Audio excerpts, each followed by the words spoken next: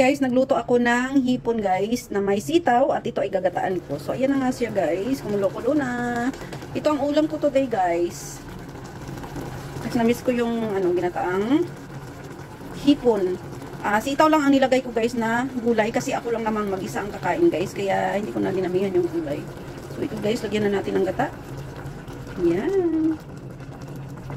Ayan, sarap. Kalahati lang sa lata kasi isang malaking kanto guys, kaya isang kalahati lang yung nilagay ko. At hindi natin yan pa. Ayan. Kulo-kuloan natin. At ayan lang. Ang nilagay ko lang dyan guys ay sibuyas at saka luya. Wala nang kamatis guys kasi hindi ako nakabili.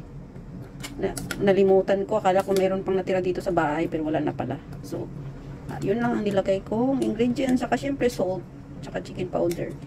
Yun na lang. So yan guys. Yan ang ulam ko for today. Hintayin na lang natin guys. Maluto ito ng mga mga 1 minute okay na to siya. So yan na nga siya guys. At luto na siya. So hindi ko lang siya tinakpan guys kanina nung naglagay ako ng gata. So ayan. Ayan kalaki yung hipon ko guys.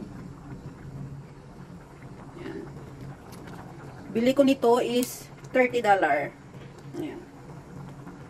So, sige guys, at ito ay luto na. So, tara, kakain tayo. So, ito na guys ang ating food for today.